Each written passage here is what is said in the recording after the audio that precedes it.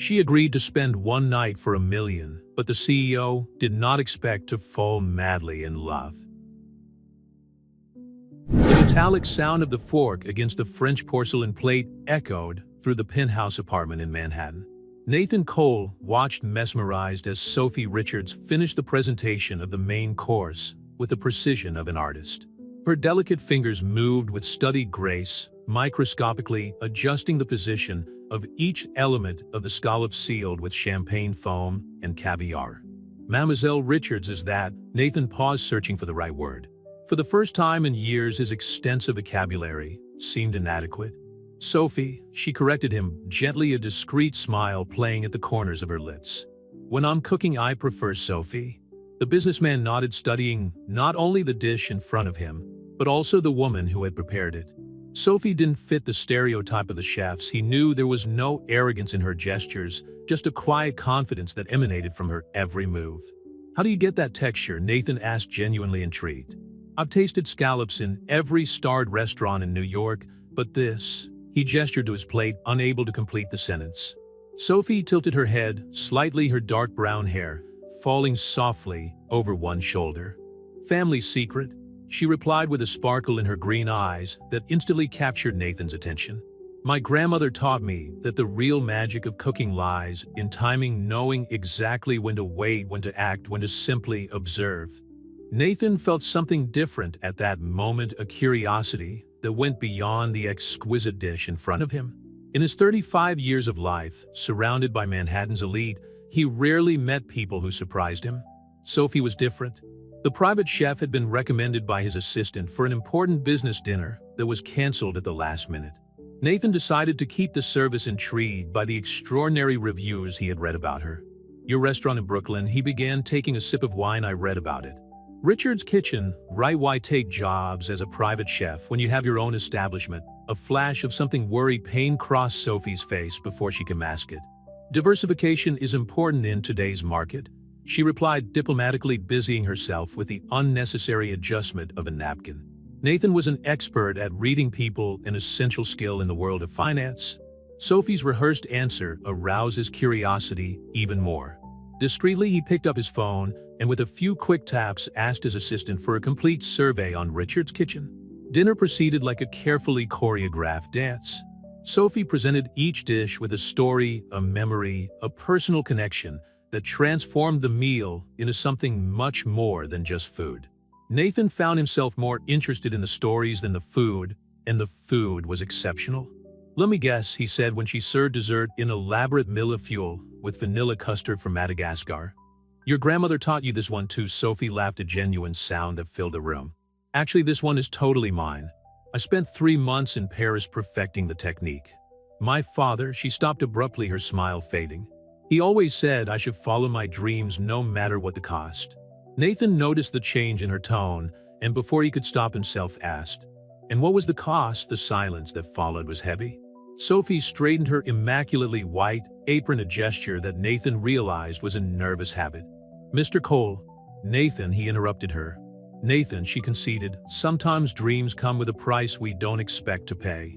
At that moment, Nathan's phone vibrated with a message from his assistant.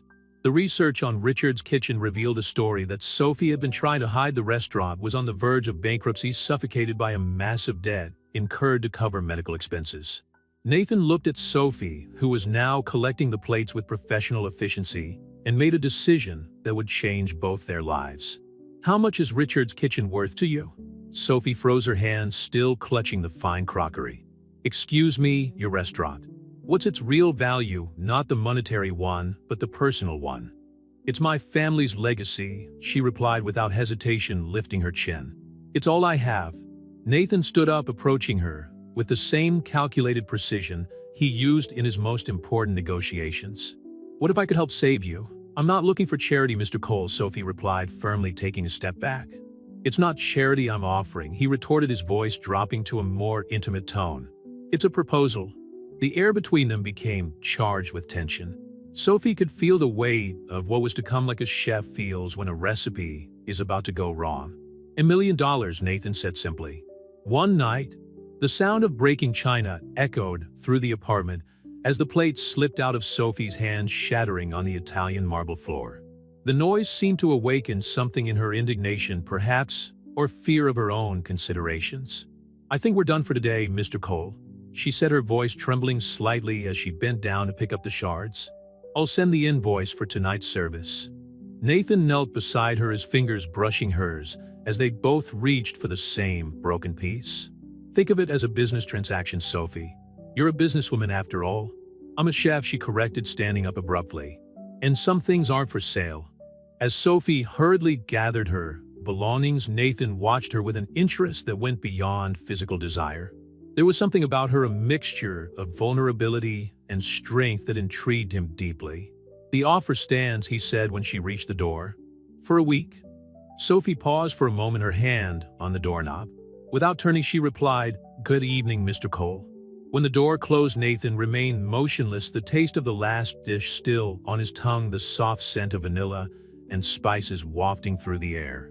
For the first time in his life, he wasn't sure if his money would be enough to get him what he wanted in Richard's kitchen. Sophie stared at the pile of bills on the stainless steel counter.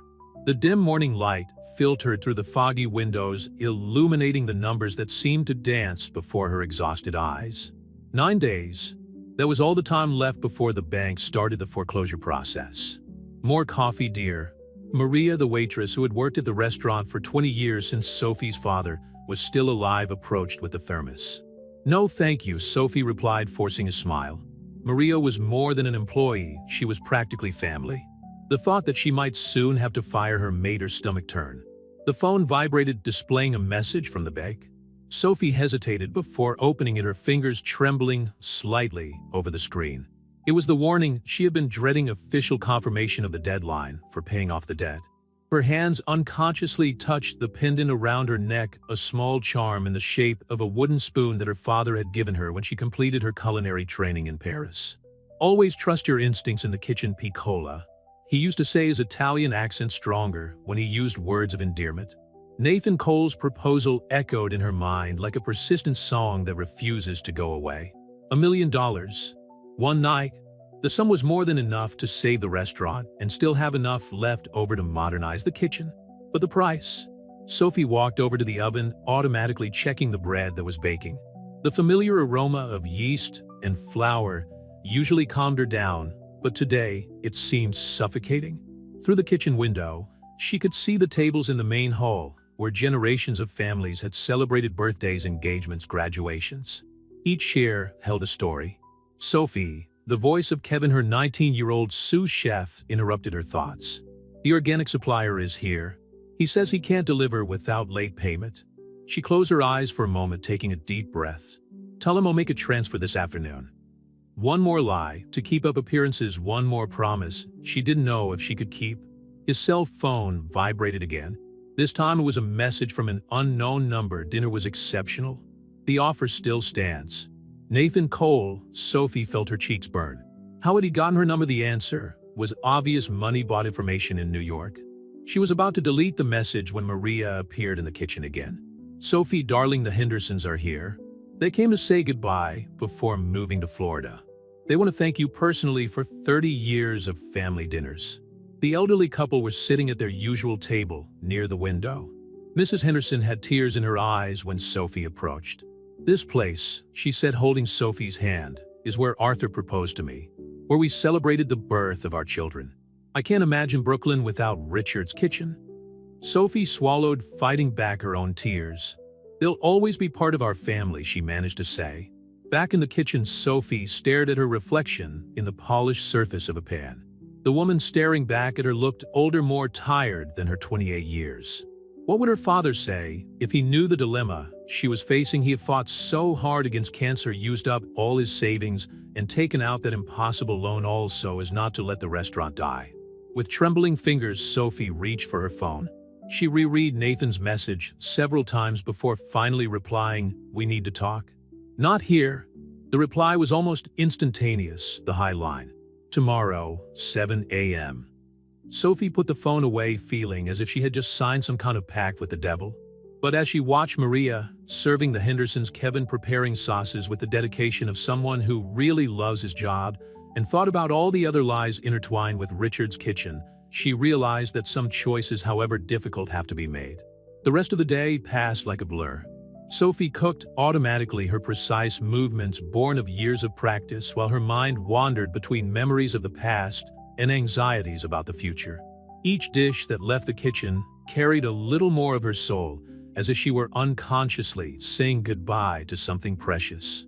When the last customer left and the lights went out, Sophie remained in the kitchen alone. She picked up one of her grandmother's old handwritten recipes, the corners yellowed by time, the sauce stains testifying to years of use. La cucina e amore was written at the top of the page in her Nana's elegant handwriting. The kitchen is love. Forgive me, Nana. Sophie whispered to the paper, a solitary tear falling onto the faded words. Sometimes love demands sacrifices we never imagined we'd make. That night, as she closed the restaurant, every familiar sound, the clink of dishes being put away, the hum of the industrial fridge, the creak of the old wooden floor, seemed charged with meaning. Sophie knew that her mind was made up, even as she didn't yet have the courage to admit it to herself. Tomorrow on the High Line, she would meet Nathan Cole. And for the first time in her life, Sophie Richards would put a price on something she had always considered non-negotiable: her dignity. The morning mist enveloped the High Line like an ethereal cloak when Sophie arrived at 7 o'clock. The elevated part, built on an old railroad track, was still practically empty, except for a few early morning joggers, and Nathan Cole, impeccably dressed in a gray suit, leaning on one of the parapets overlooking the Hudson River. "I thought you weren't coming," he said without turning around, as if he could sense her presence. Sophie approached, keeping a calculated distance. She had been up all night rehearsing this moment, but all the carefully prepared words seemed inadequate now. "I can do it," she declared, her voice firmer than she felt. Nathan finally turned to face her, an almost imperceptible smile playing on his lips. "I'm listening. The money goes straight to paying off the restaurant's debt. No transfers to my personal account." Sophie kept her gaze fixed on his eyes, refusing to show any hesitation. "And I want a mutual confidentiality agreement drawn up by my own lawyer." "I expected that," Nathan replied, reaching into his leather briefcase and pulling out a folder. "I've prepared a draft agreement. Your lawyer can review it and suggest changes." Sophie picked up the documents with hands she was struggling to keep steady. "There's one more thing," she continued. After it's all over, you can't show up at the restaurant anymore. No surprise visits, no try to make contact." Something flashed across Nathan's face, disappointment perhaps, but was quickly replaced by his usual controlled expression. "That won't be a problem." A heavy silence settled between them. In the distance, the sound of the city waking up gradually grew distant, horns, the roar of the subway passing under their feet, the growing murmur of voices. "Why me?" Sophie finally asked, the question that had plagued her since that night on the rooftop. Nathan took a step closer, his expensive perfume mixing with the humid morning air. "Because you intrigue me, Sophie. You have something money can't buy: integrity, passion for what you do. And yet here you are considering selling the one thing you swore you'd never trade." "Don't make it sound noble," she retorted, feeling the tears threaten to come. "We both know this is about power. You're used to getting what you want. And you're used to fighting for what you believe in," he replied softly. "Maybe that's why we're here." Sophie took a step back, needing physical distance to maintain mental clarity. The sun was beginning to rise over Manhattan, painting the skyscrapers in golden hues that would normally enchant her. Today, however, the city's beauty seemed like a cruel irony. When she asked, her voice almost a whisper, "Friday, I'll give your lawyer enough time to review everything." Nathan held out a card. "This is my lawyer's number. He'll take care of the transfer as soon as the documents are signed."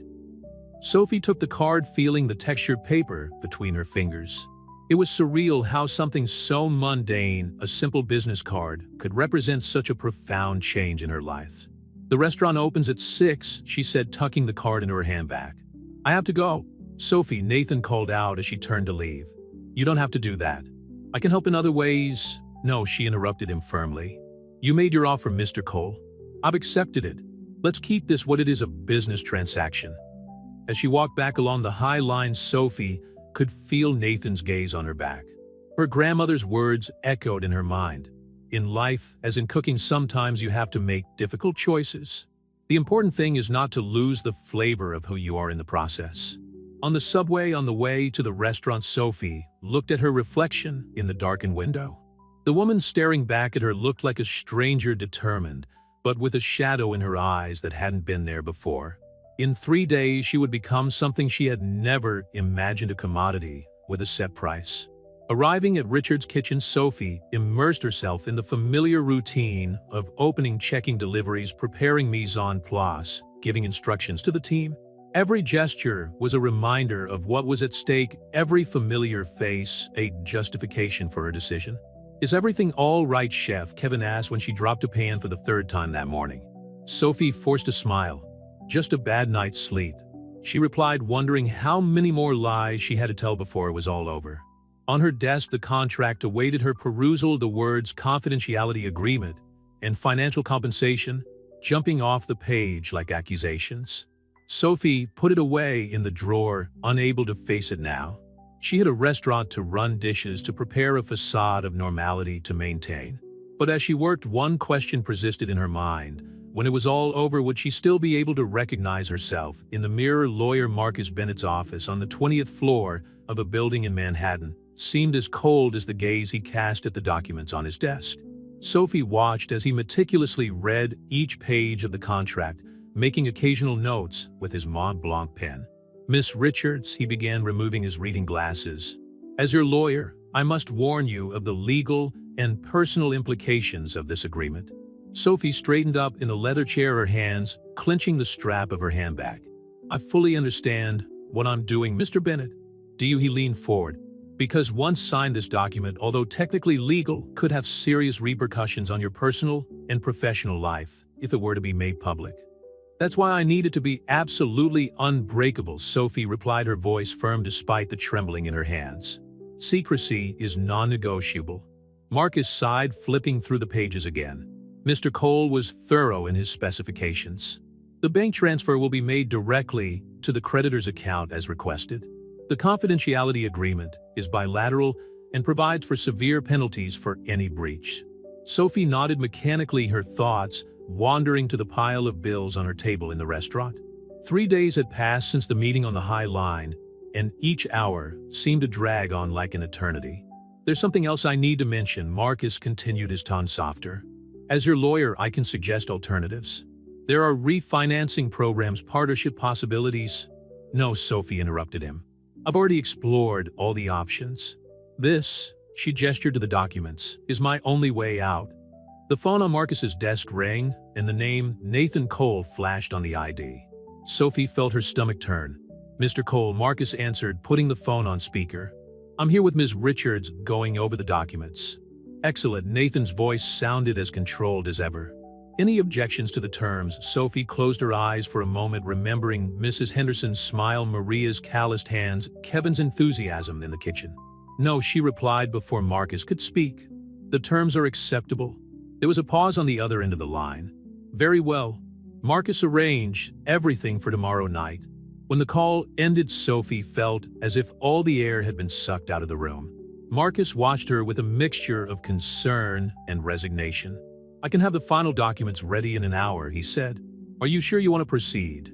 Sophie stood up, smoothing out the non-existent creases in her skirt. "An hour is fine. I have a restaurant to run." In the elevator coming down from the 20th floor, Sophie stared at her reflection in the mirror doors. She remembered her first cooking lesson at the age of 12 when she had burned a simple bechamel sauce. Her father, instead of fighting, turned the disaster into a lesson in perseverance. In cooking as in life, he said, "Our mistakes teach us as much as our successes."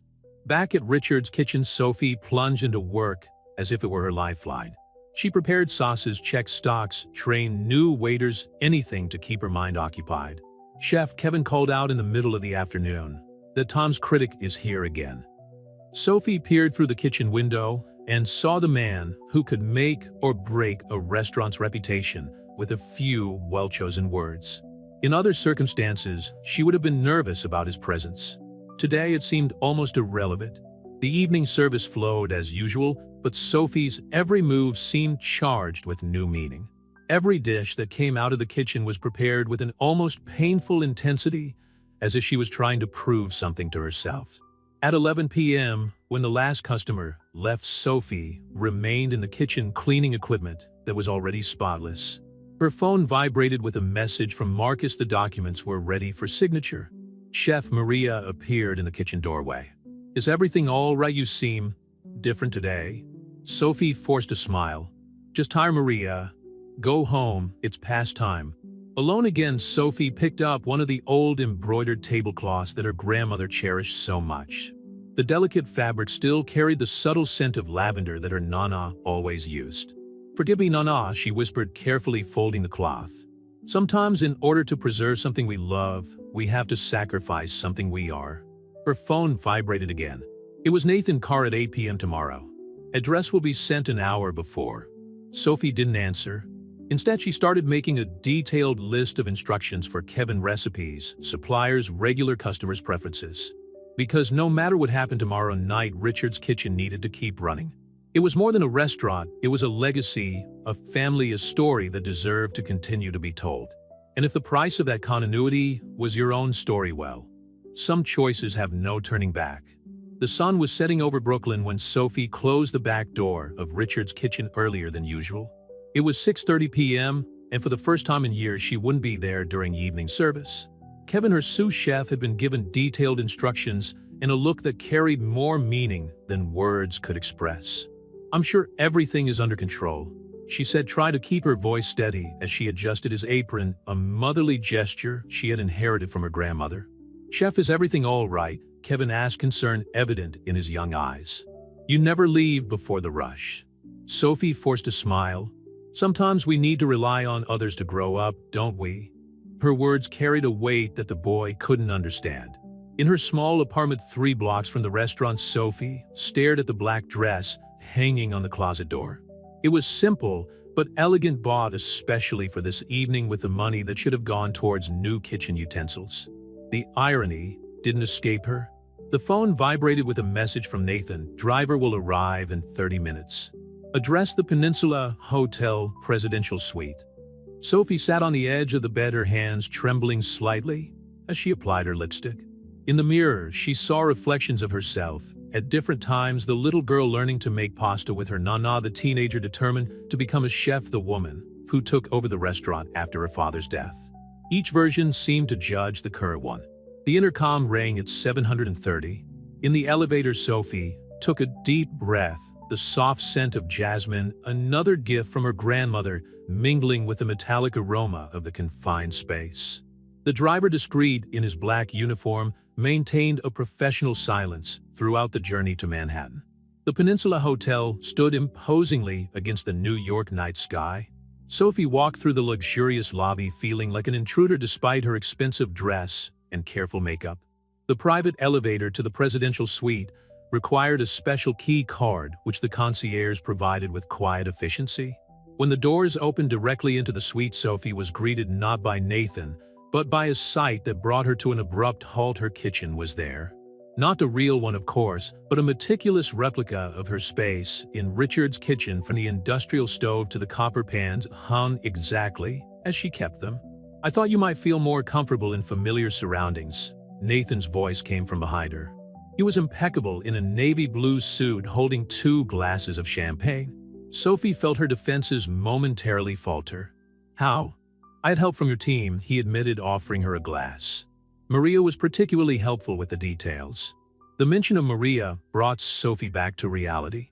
Every person on her team, every detail in that kitchen represented exactly why she was there. "Do you want me to cook?" she asked, her voice rougher than she had intended. Nathan took a step towards her, but kept a respectful distance. "I want you to feel at home. Whatever happens tonight should be on your terms." Sophie took a sip of her champagne, needing the alcohol to calm her nerves. "My terms," she laughed humorlessly. "My terms would be to be in my restaurant right now, preparing the tasting menu for the couple celebrating 25 years of marriage at table 7. We can still cancel that," Nathan said softly. "I can find another way." "No," Sophie interrupted him, slamming her glass down harder than necessary. "Don't do that. Don't pretend this is about helping me. You want something from me, and I need your money. Let's keep things clear." Nathan studied her for a moment, his face a mask of professional calm. "As you wish. But first dinner, Sophie looked at her kitchen, but not really hers. It was like being in a dream, where everything seems familiar, but slightly wrong. All right, she agreed, removing her earrings and putting them in her handbag. But I'll cook. For the next 45 minutes, Sophie lost herself in the familiar ritual of preparing a meal. Her movements were precise, automatic, like a dance rehearsed thousands of times. It was easier that way, concentrating on the ingredients, the temperatures, the exact times. It was safer than thinking about what would come next. Nathan watched her work, sitting in what would be the equivalent of his usual place at the Richards kitchen counter. The silence between them was punctuated only by the soft sound of knives cutting oil, sizzling pans clinking. "Why a replica of my kitchen?" Sophie finally asked as she finished the main course. "Because that's where you're most real," Nathan replied simply. "And tonight, I want to meet the real Sophie Richards." She froze for a moment, the spoonful of sauce hanging in the air. The real Sophie Richards would never be here. And yet here you are? The rest of the evening would unfold like a sequence of surreal moments, each carrying the weight of a choice that could not be undone. But in that instant, standing in a perfect copy of her kitchen, Sophie realized that some truths are more complex than simple right or wrong. Sometimes being true to yourself means accepting that not all choices are the ones we dream of making. Dinner had been over for an hour, but the plates still remained untouched on the counter of the replicated kitchen. Sophie was sitting on the sofa in the presidential suite, her shoes abandoned by her side, while Nathan poured the third glass of red wine. "Why gastronomy?" he asked, breaking the silence that had settled between them. It was a simple question, but Sophie recognized his attempt to humanize the moment, to turn this evening into something more than a transaction. "My grandmother used to say that food is the only truly universal language," Sophie replied, swirling the wine in her glass. "When words fail, a well-prepared dish can say everything we need." Nathan sat down in the opposite armchair, discreetly loosening his tie. "And what was your food saying tonight?" Sophie met his eyes for the first time since they'd finished eating. "Fear, regret, maybe a little anger. At the situation or at me? At myself mostly," she admitted, surprising herself with her honesty. For having gotten to this point, Nathan leaned forward, his elbows resting on his knees. "Tell me about your father," he asked softly. "The man who built Richard's kitchen?" Sophie felt her throat tighten. "Why?" "Because I want to understand what that restaurant means beyond the numbers on a spreadsheet." She closed her eyes for a moment, letting the memories flow. Anthony Richards, the son of Italian immigrants who arrived with nothing but a few family recipes and a lot of dreams. Her voice faltered slightly. He worked as a dishwasher for 10 years until he managed to scrape together enough money to rent that space in Brooklyn. Nathan listened intently, his normally impassive face showing signs of genuine interest. "He met my mother when she was a waitress in another restaurant. She died when I was 8, but to this day, I can hear her laughter echoing in the kitchen." Sophie took a sip of wine, finding the courage to continue. "The cancer appeared 3 years ago. Dad hid it from everyone. At first, he didn't want to worry anyone. When we found out, it was already too advanced. And he took out the loan for the treatment," Nathan added softly. "He didn't want," as Sophie laughed humorlessly. "He said he'd rather sell the restaurant than leave me with a debt. But I insisted. I convinced him that we would find a way." The silence that followed was heavy with the weight of past choices and their present consequences. Nathan stood up, walking over to the window that offered a panoramic view of Manhattan. "I have a confession to make," he said, still with his back to her. "It was no coincidence that you were asked to cook in my penthouse that night." Sophie felt her body stiffen. "What do you mean?" "I already knew your story. Richard's kitchen had been on my list of possible acquisitions for months." He turned to face her. "But I wanted to meet the chef who turned down every takeover offer, even from the brink of bankruptcy." The revelation hit Sophie like a punch in the gut. So all this, the proposal, was calculated from the start. At first, yes, Nathan admitted, his honesty surprising. "It was just another business deal. But then you walked into that kitchen and turned a simple dinner into an experience that made me question everything I thought about value and meaning." Sophie stood up abruptly, her bare feet sinking into the luxurious carpet. "Don't make it sound romantic. You saw an opportunity to get what you wanted, and you took it." "And you're doing the same," he replied, his calm voice contrasting with her agitation. "We're more alike than you'd like to admit, Sophie." She walked into the replicated kitchen, her fingers tracing the familiar outline of the stove. "The difference is that you chose this path. I was pushed onto it." Nathan followed her, keeping a respectful distance. "There's still time to change your mind and lose everything my father fought for." Sophie shook her head. "I can't." The clock on the wall read 23:45. In 15 minutes, it would officially be the day Sophie Richards sold her dignity to save her family's legacy. The thought made her shiver slightly.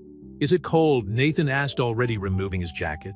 "No," she replied, but accepted the coat when he offered it. The thin fabric still carried the warmth of his body, and Sophie allowed herself for a brief moment to imagine a different scenario, one where they had met under different circumstances. "You know, it's ironic," she said, breaking the silence. "My father always said that the mark of a good chef is not just knowing how to cook, but knowing the value of each ingredient. I wonder what he would think of the value I put on myself." Nathan took a step towards her, his hand hesitating in the air before lightly touching her face. "Maybe you would understand that sometimes the highest price you can pay is for something you love." Sophie closed her eyes, allowing herself to feel the touch for a moment before pulling away.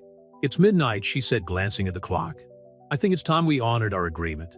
The weight of those words hung between them like an invisible curtain, separating the moment of truth they had shared from the reality that awaited them. Sophie knew that whatever happened in the next few hours, nothing would ever be the same. The ticking of the clock at midnight seemed deafening in the presidential suite of the Peninsula Hotel. Sophie remained motionless, aware of the weight of Nathan's jacket on her shoulders and his gaze fixed on her face. "We could start with a shower," Nathan suggested softly, breaking the tension. "There's a bathrobe for you in the main bathroom." Sophie nodded, mechanically grateful for the chance of a few moments alone. The bathroom was larger than her bedroom in the Brooklyn apartment, all Italian marble and gold details. As the hot water filled the tub, she looked at her reflection in the foggy mirror. "Who are you?" she whispered to the image that stared back at her.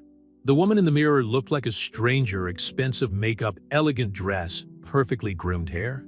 So different from the chef who spent entire days with flour on her face and sauce on her apron. Steam filled the room as Sophie slid into the scented water. She closed her eyes, trying not to think about the moments that would follow, instead concentrating on the memories of the restaurant. The sound of the kettle whistling in the morning, the aroma of fresh bread, the laughter of the regulars. A soft knock on the door interrupted his thoughts. "Sophie," Nathan's voice sounded hesitant. "Is everything all right?" "Yes," she replied, her voice firmer than she felt. "I'll just need a few more minutes." On the other side of the door, Nathan adjusted the room temperature and poured 2 more glasses of wine. Something had changed in him during dinner. The mask of the cool businessman was beginning to crack, revealing glimpses of vulnerability that he rarely allowed others to see. When Sophie emerged from the bathroom, wrapped in her white silk robe, she found Nathan sitting on the sofa, shirt sleeves folded to his elbows, tie abandoned on a chair. He looked more human this way, less intimidating. "Come here," he asked, indicating the seat next to him. When she hesitated, he added, "Just to talk." Sophie approached cautiously, taking a seat at the opposite end of the sofa. "About what?" "About dreams," he replied, surprising her. "Not the ones that involved money or success. The real ones." "Why?" "Because I want to meet the woman who would rather sacrifice everything than see her dream die." Sophie took a sip of wine, allowing the alcohol to soften her defenses. "When I was 16, my father took me to see the kitchen at Le Bernardin. It was my birthday, and he had saved months for that dinner." Nathan listened intently, his eyes fixed on her with an intensity that made his heart race. "Chef Eric Reipert stopped by our table." She continued, a small smile playing on her lips. "Dad told him I dreamed of being a chef." "Do you know what Reipert said?" Nathan shook his head. "He said that being a chef isn't a profession, it's a vocation. It's putting your heart in every dish, it's turning memories into flavors." Sophie paused, swallowing the knot in her throat. "Richard's Kitchen isn't just a restaurant.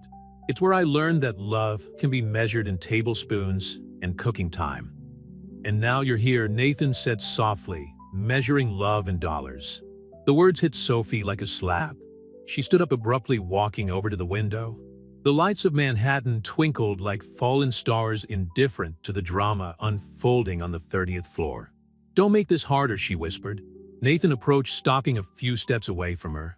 "What if I said I didn't want to do it anymore?" Sophie turned around confused. "What the deal?" "The night. All of it." He ran a hand through his hair, a surprisingly vulnerable gesture. "Listening to you talk about your father, about the restaurant, I realized I was wrong." "Wrong about what?" "About thinking I could buy something genuine." Nathan took a step towards her. "You turn food into art because you love what you do. I turn everything into transactions because it's the only language I've learned to speak."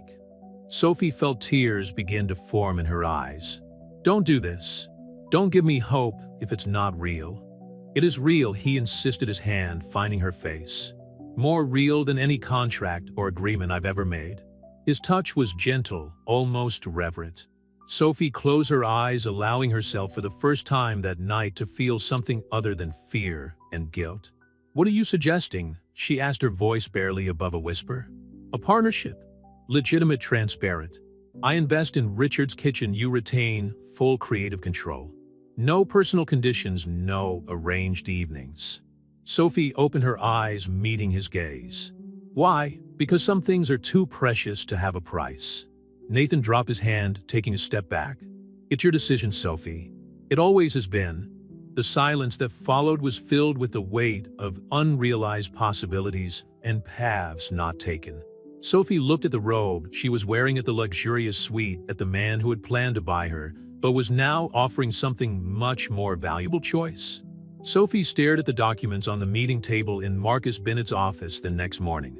The partnership agreement Nathan was proposing was surprisingly generous, a 40% stake in Richard's Kitchen in exchange for full payment of the debt plus a fund for renovations and expansion. "Is he serious?" she asked Marcus, who was going over the clauses with meticulous attention. "Having known Nathan Cole for 15 years, I can tell you that I've never seen him propose anything like this," Marcus replied, removing his glasses. "Normally, he seeks majority control of his investments." Sophie leaned back in her chair, mentally going over the events of the previous evening. After Nathan's unexpected proposal, they had spent hours talking about food, family, long-buried dreams. He revealed his secret passion for culinary photography, showing her an impressive portfolio on his tablet. "What about the other deal?" she asked, her voice dropping instinctively. Marcus reached for a red folder. "It will be destroyed. No official record has been made. It's as if it never existed."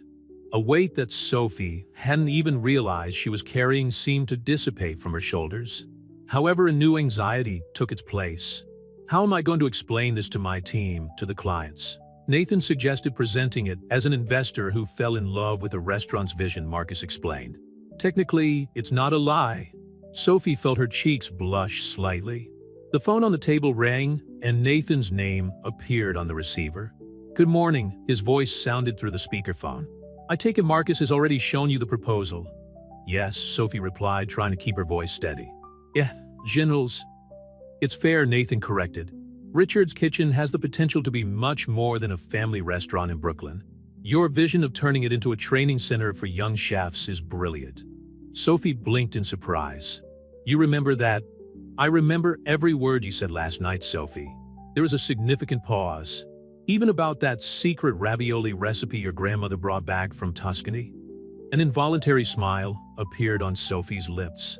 The conversation about that particular recipe had taken place around 3 in the morning, when they were both sitting on the floor of the replicated kitchen, sharing stories and the last bottle of wine. "I need time," she said. "To think, to consult." "Of course," Nathan interrupted gently. "Take all the time you need." "But Sophie, yes, have dinner with me tonight." "Not on the rooftop, not at the hotel. A normal dinner in a normal restaurant." Marcus pretended to be absorbed in his documents, but Sophie could see a small smile on his face. "Define normal," she challenged, surprising herself with a playful tone. "Well, there's this little Italian place in the village," Nathan began. "No," Sophie interrupted him. "If we're going to do this, it'll be at Richard's Kitchen. I want you to see the restaurant running on a normal night. No pressure, no deals, just dinner." The silence on the other end of the line made Sophie wonder if she had been too bold, but then she heard Nathan's soft laugh. "730, he suggested. "Back table near the kitchen," she confirmed. "And Nathan, yes, don't wear a suit." After ending the call, Sophie found Marcus watching her with an expression that mixed amusement and paternal concern. "You know this will change everything, don't you?" he asked gently. Sophie nodded, getting up and gathering her belongings. Richard's Kitchen has always been about transformation, turning ingredients into memories, strangers into family. Maybe it's time to let it transform me too. On the way back to the restaurant, Sophie stopped in front of an antique store window. Among the objects on display was an old Italian coffee grinder identical to the one her grandmother used. Through the reflection in the glass, she saw not only her face, but glimpses of the future that was beginning to unfold, a future that for the first time in a long time seemed full of possibilities. Kevin welcomed her into the kitchen with news of a new truffle supplier and a list of bookings for the weekend. Sophie watched him work, noticing how he had grown over the last few months, how his confidence was increasing every day. "Kevin," she called out, stopping him in the middle of preparing a sauce. "What do you think about giving lessons?" "Classes?" he asked, confused. "For young chefs. Here after hours?" Sophie began to outline the idea she had shared with Nathan the night before. "We could start with basic techniques, then expand to chef." Kevin interrupted her, a smile lighting up his face. "That would be amazing, but can we afford it?" Sophie smiled, thinking of the documents in her bag. "I think we're about to enter a new phase of Richard's Kitchen." As the team began preparations for the evening service, Sophie allowed herself a moment's reflection in her small office. On the wall, the photo of her father smiled at her, and for the first time since his death, Sophie felt not only nostalgia, but also hope. Richard's Kitchen was unusually busy for a Thursday evening. Sophie supervised the kitchen with her usual precision, but her mind occasionally wandered to the table at the back, where Nathan Cole, wearing jeans and a casual blue shirt, was observing the workings of the restaurant with genuine interest. "Chef Table 4 needs special attention," Maria whispered, passing Sophie with a balanced tray. "It's the Tom's critic again." Sophie nodded, but her eyes kept returning to Nathan. It was disconcerting to see him like this, so different from the intimidating businessman she had first met. He was chatting animatedly with an elderly couple at the next table, and Sophie could have sworn she heard him laughing, a sound she had never imagined he was capable of producing in public. "The risotto is ready for table 7, Kevin announced, presenting the dish for her approval. Sophie scrutinized the creaminess, the texture of the wild mushrooms, the subtle aroma of truffles. "Perfect," she praised, watching the young chef's chest inflate with pride. "Kevin, would you mind preparing something special for table 12? Kevin looked in the direction indicated, recognizing Nathan. "Of course, chef. Any preferences?" Sophie smiled, remembering their conversation the night before. "How about that veal ravioli with sage sauce we were developing? But we haven't put it on the menu yet," Kevin protested softly. "Sometimes we need to risk something new," Sophie replied, surprising herself with the double meaning of her words. The evening went on at a steady pace, the kitchen working like a well-rehearsed orchestra. Sophie alternated between supervising the dishes, chatting with regular customers, and casting discreet glances at Nathan, who seemed completely at ease in his surroundings. Around 10 p.m., when the traffic began to die down, Sophie finally took a moment to approach his table. So she asked, removing her apron, "What's your verdict on a normal night at Richard's Kitchen?" Nathan gestured for her to sit down. "Normal is the last word I would use to describe this place," he replied, his eyes twinkling. "I've seen at least 3 marriage proposals, a reunion of brothers who hadn't spoken for decades, and a 9-year-old lady celebrating her birthday with 4 generations of her family." "The best restaurants don't just sell food," Sophie quoted, recalling her father's words. "They sell moments. And you've created a place where those moments happen naturally." Nathan paused, savoring the last bit of ravioli. "This dish, for example, it's not on the menu, but somehow you knew exactly what I'd like." Sophie blushed slightly. "A chefisantissimo?" "No," he disagreed softly. "You paid attention last night when I mentioned that my mother used to make ravioli on Sundays." He left the sentence incomplete, but his eyes communicated a gratitude that words could not express. Maria approached with a bottle of red wine.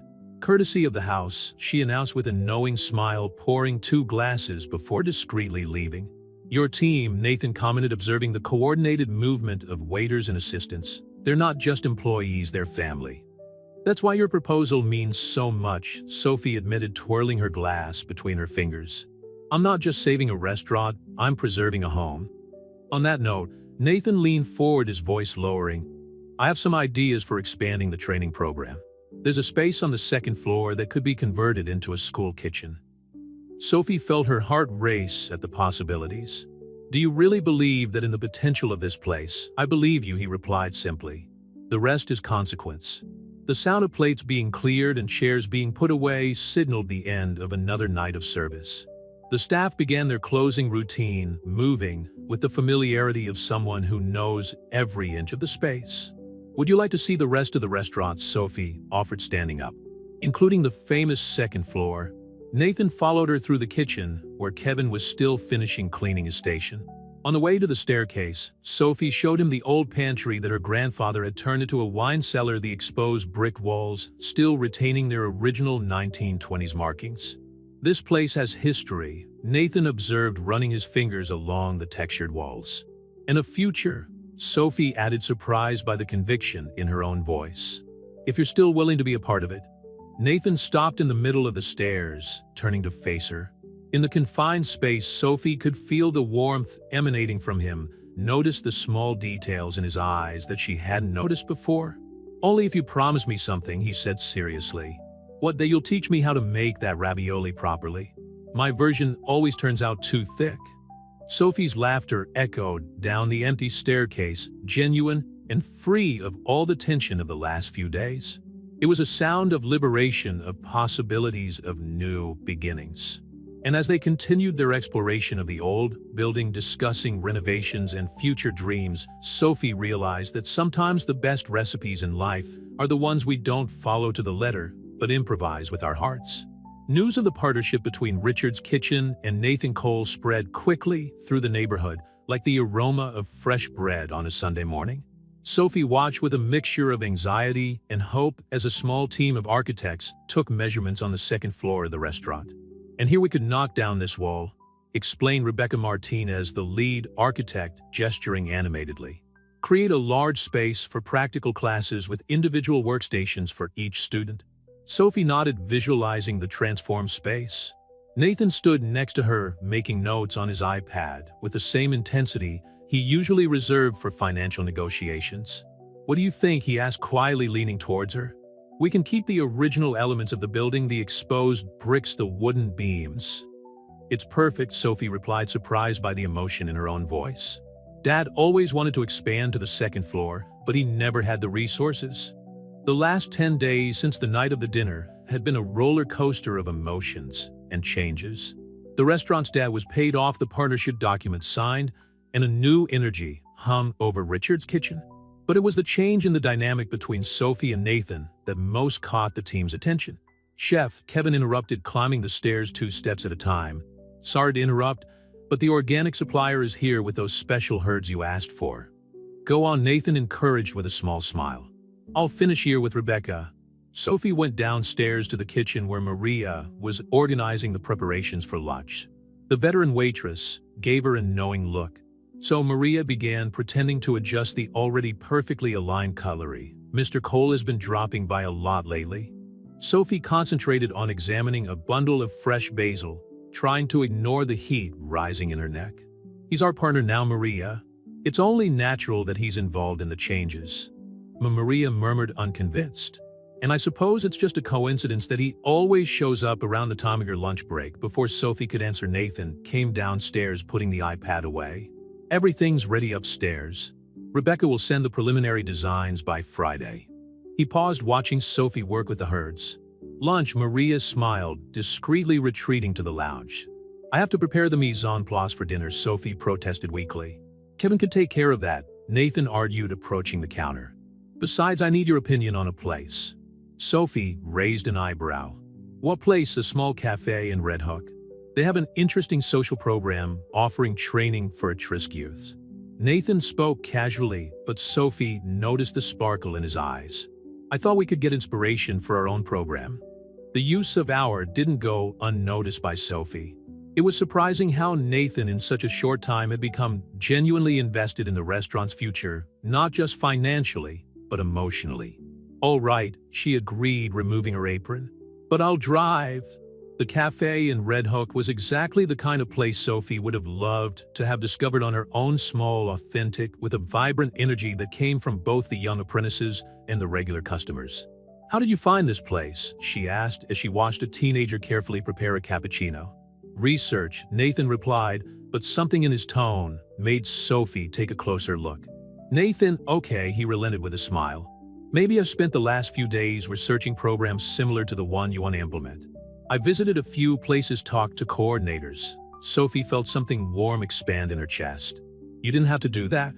"I wanted to," he replied, simply, his eyes meeting hers across the table. "Sophie, there's something I need to tell you." The serious tone in his voice made her heart race. "What? Remember when I said I already knew your story before that night at dinner?" He waited for her to nod before continuing. "That wasn't completely honest. I knew about Richard's Kitchen long before I thought about buying it." Sophie frowned, confused. "What do you mean?" Nathan took a deep breath. 3 years ago, after a particularly bad day at the market, I happened to walk into your restaurant. I sat in the back and ordered the special of the day. It was an ossobuco that," he paused, searching for the right words. "It was the first time in years that I felt at home." "Why didn't you ever say anything?" "Because I came back several times after that, always discreetly.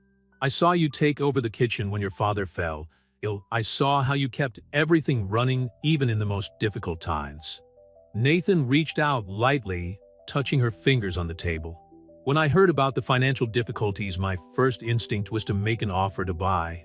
But then you made that other offer," Sophie added softly. "My worst moment," he admitted. "And, ironically, what made me realize that some things are too valuable to be priced." The silence that followed was filled with the buzz of coffee, the sound of cups clinking, distant laughter. Sophie looked down at her hands clasped together on the table, thinking about how fate sometimes takes tortuous paths to get us where we need to be. "I think we need a new recipe," she finally said. "What do you mean, for Richard's Kitchen?" "Something that represents this new chapter." Sophie smiled, squeezing his hand lightly. "How about we start with that ravioli?"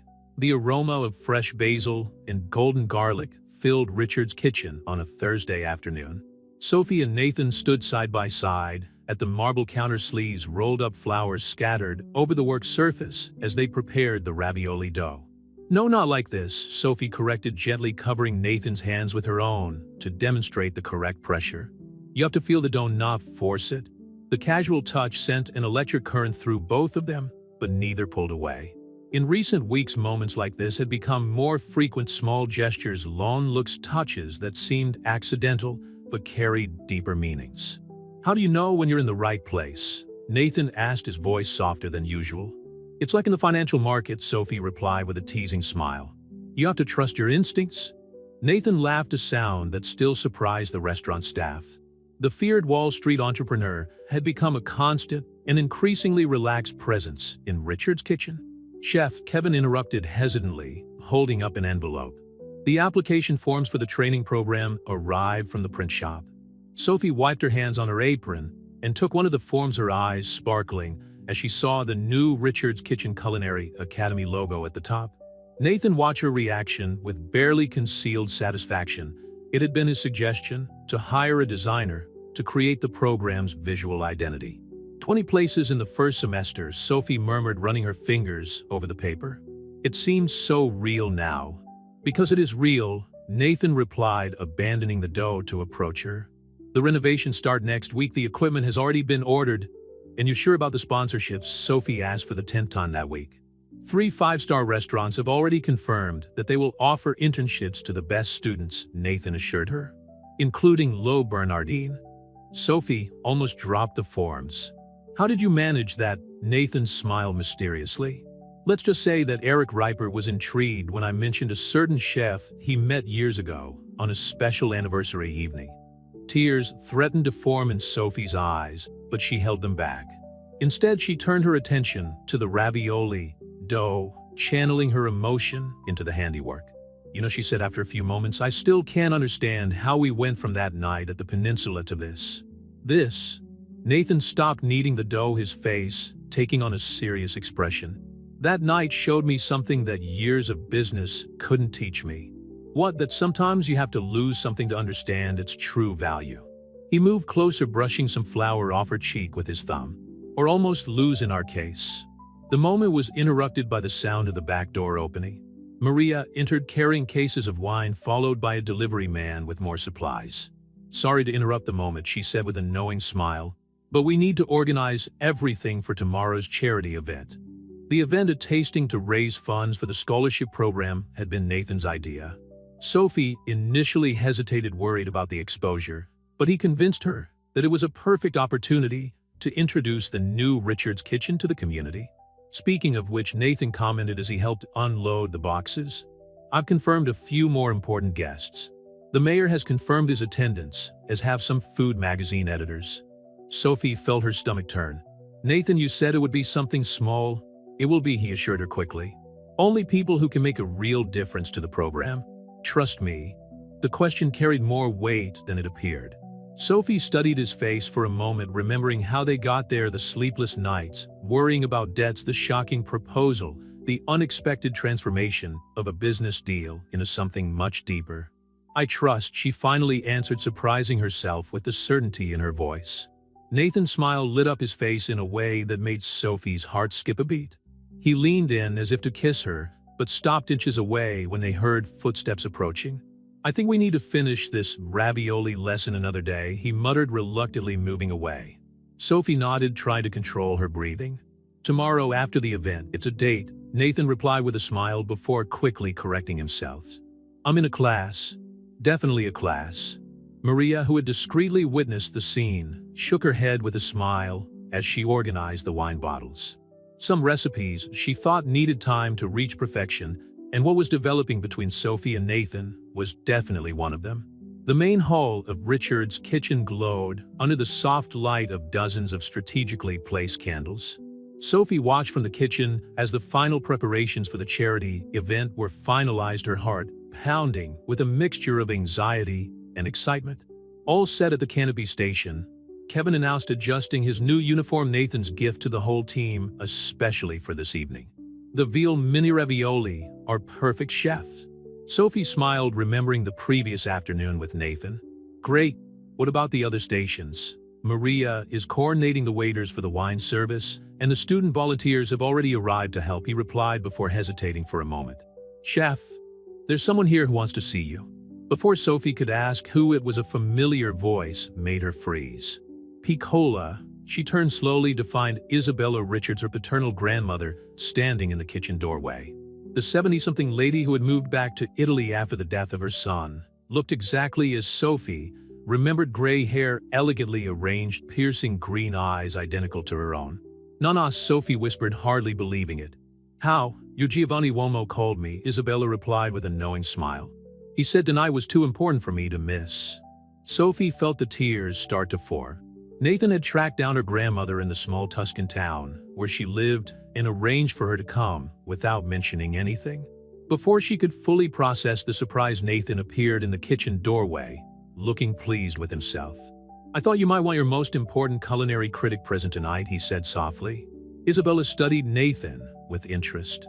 "So this is the famous Uomo di Affari who was helping to make my Antonio's dream come true." "Nathan Cole, ma'am." He introduced himself formally, but Isabella dismissed the formalities with a typical Italian gesture. "It's just Isabella to me," she declared before turning to the kitchen with experienced eyes. "Now, Sophie, let me see what you've prepared for this important evening." For the next 30 minutes, Isabella inspected each station, tasting sauces, adjusting seasonings, and occasionally murmuring words of approval in Italian. Sophie watched her with a mixture of nostalgia and gratitude, while Nathan stood discreetly in the background, clearly pleased with the result of his surprise. "You didn't have to do that," Sophie managed to say when she finally had a moment alone with him. "Yes, I did," Nathan replied, his eyes serious. "Sophie, you're about to turn your family's legacy into something even greater. Your grandmother deserves to see that." Before she could reply, the first guests began to arrive. The event, which Nathan had promised would be small, quickly filled the restaurant with an impressive mix of renowned chefs, food critics, social investors, and important figures from the local community. Sophie watched from the kitchen as Nathan navigated the room with a natural grace, introducing people, explaining the training program, building the connections that would turn the dream into reality. He seemed completely in his element. but his eyes often sought hers through the kitchen door, as if he needed to make sure she was okay. "He looks at you the way his nano looked at me," Isabella commented softly beside him, making Sophie blush. "No, it's not like that." "No, then tell me, Piccolo, why do your hands shake when he's around? Why do your eyes sparkle when he comes into the kitchen?" Isabella smiled knowingly. "Love is like a good sauce, Sophie. There's no point in denying the ingredients when the taste is there." Sophie was about to protest when Eric Reipert entered the kitchen, followed by Nathan. The legendary chef greeted Isabella like an old friend before turning to Sophie. "Miss Richards," he said in his characteristic French accent, "your father would be proud. This program is exactly the kind of initiative the industry needs." "Thank you, chef," Sophie replied, thrilled. "It means a lot coming from you." The evening went on like a dream. Guests praised the food, pledges of support for the program multiplied, and Richard's kitchen seemed to vibrate with a new and promising energy. But for Sophie, the most significant moment came when she found Nathan and Isabella chatting in Italian in a quiet corner of the room. "Non ho mai visto mia nipote così felice," she heard her grandmother say. "I'd never seen my granddaughter so happy." "Voglio solo vederla sorridere così ogni giorno," Nathan replied in surprisingly good Italian. "I just want to see her smile like that every day." Sophie felt her heart leap.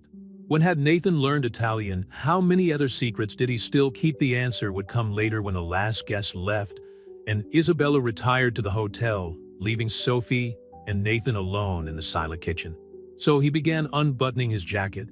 "I guess we still have a ravioli lesson pending," Sophie smiled, realizing that some recipes, like some loves, need the right amount of time to work. The morning after the charity event brought a different energy to Richard's kitchen. Sophie arrived earlier than usual, finding Isabella already in the kitchen preparing coffee in the old Italian method she had taught her granddaughter years ago. "Buongiorno, Piccola," Isabella smiled, pouring a cup of the strong, aromatic coffee. "I see I'm not the only one who couldn't sleep." Sophie accepted the cup, inhaling the familiar aroma that brought back so many memories. "How do you know Nathan was learning Italian?" Isabella laughed softly. "So that's what kept you awake?" She sat down next to her granddaughter in the small office. "He called me 3 weeks ago, wanted to learn a few basic phrases. He said he wanted to surprise you." 3 weeks, Sophie murmured, mentally calculating. It was even before the night at the peninsula before everything changed. "You know what your Nano always said," Isabella continued, her eyes shining with memories.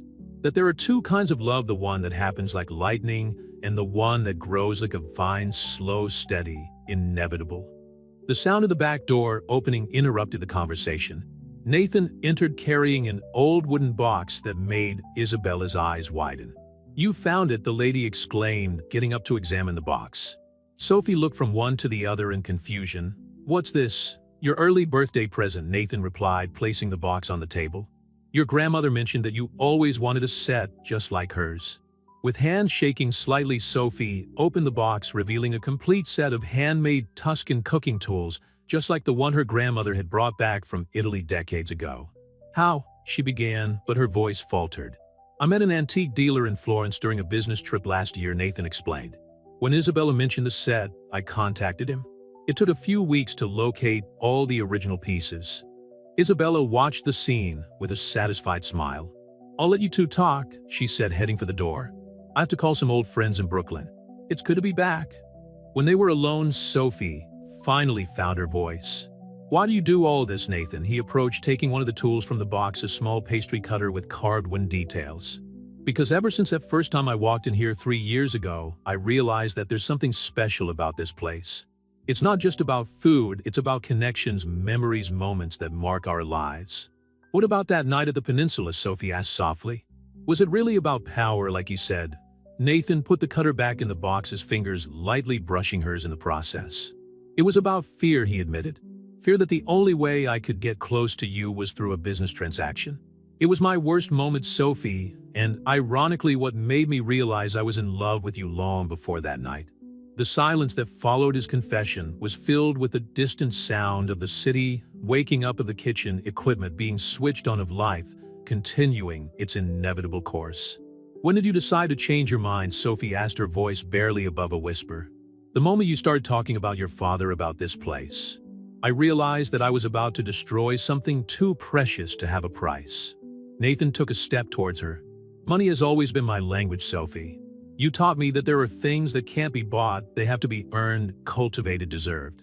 Sophie thought of all the little changes she had noticed in him over the last few weeks, the way he interacted with the staff, how he took a genuine interest in the details of the restaurant, how he had secretly learned Italian, just to surprise her. Do you know what else my nonna always says? She asked, a small smile playing on her lips. That in cooking as in life, the best dishes are those that surprise us not for what they seem to be at first glance, but for what they turn out to be when we take the time to really get to know them. Nathan smiled, understanding the metaphor. And how long do you think you need to really get to know me? How long are you willing to wait? As long as it takes, he answered without hesitation. But perhaps we could start with a coffee. I hear your grandmother makes the best espresso in Brooklyn. Sophie laughed, the sound echoing through the kitchen like a promise of better days to come. Actually, she said, picking up 2 cups, she just taught me the secret. The transformation of the second floor of Richard's kitchen was almost complete when the first day of the Culinary Academy classes arrived. Sophie looked at the 20 young aspiring chefs, all wearing new white uniforms, their expressions varying between nervousness and excitement. Welcome to Richard's kitchen, she began, her voice steady despite the excitement that threatened to overflow. Each of you is here because you believe that cooking is more than a profession, it's a way of telling stories, of connecting people, of transforming lives. From the doorway, Nathan watched discreetly, wearing an apron with the Academy's new logo embroidered on it, a surprise gift from the team. Over the last few weeks, since their confession in the kitchen, their relationship had evolved naturally, like a perfect reduction, slow, intense, full of flavor. Chef Richards, a 17-year-old girl, raised her hand shyly. Is it true that Mr. Eric Reipert is coming to give a master class? Sophie smiled, exchanging a complicit glance with Nathan. Yes, Lucy. In fact, several renowned chefs will be part of our program. But before we can dream of Michelin stars, we need to master the basics. She gestured to the perfectly organized workstations. Today we start with something fundamental: fresh pasta. Isabella, who had decided to extend her stay in Brooklyn to help with the first weeks of the program, emerged from the pantry, carrying baskets of fresh ingredients. La base di tutto, she declared in Italian, making the students smile with her heavy accent. Every recipe has a story. Sophie continued, beginning to mix flour and eggs at her demonstration station. The pasta we're going to make today came from Tuscany with my grandmother, who learned it from her mother, who in turn... She paused, noticing Nathan approaching her station with a knowing smile. Who in turn adapted it from an ancient Roman recipe, he added, surprising the students with his knowledge. True cuisine is an unbroken line of tradition and innovation.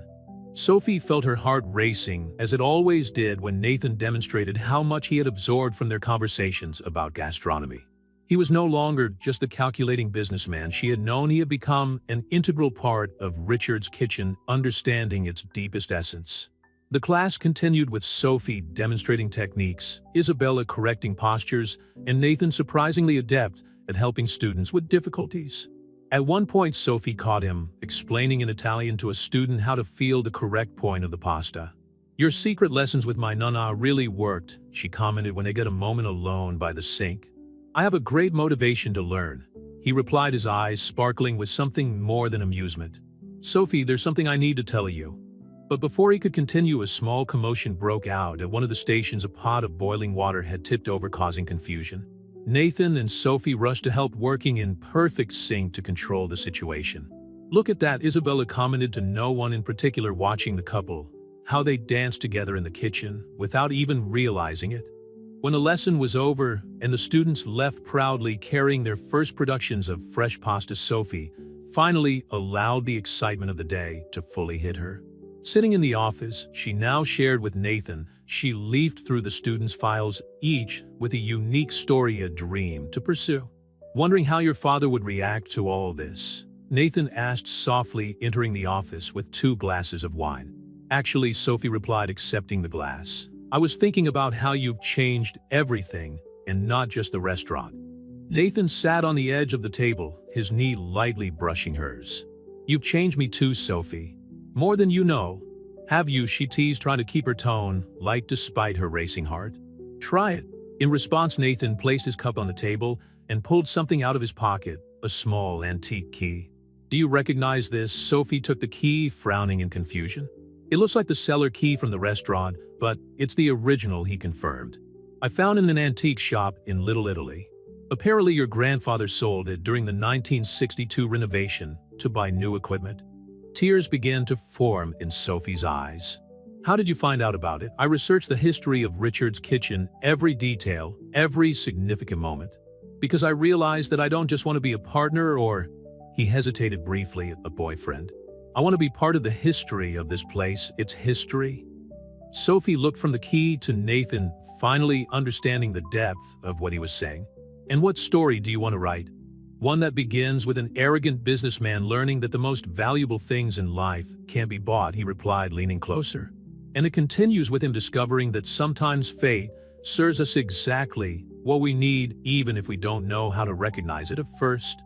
The kiss that followed was like the best of recipes, perfectly seasoned at exactly the right time with all the right ingredients. When they parted, the distant sound of the kitchen, preparing the evening service, created a familiar and comforting soundtrack. You know, Sophie said with a smile, we still have that ravioli lesson pending. Actually, Nathan replied, his eyes shining with secrets not yet revealed. I thought we could try something new. How about we start our own recipe? And there in the small office of Richard's kitchen, surrounded by sheets of dreaming students and the lingering scent of fresh pasta, Sophie realized that some stories don't need an ending, just a new beginning.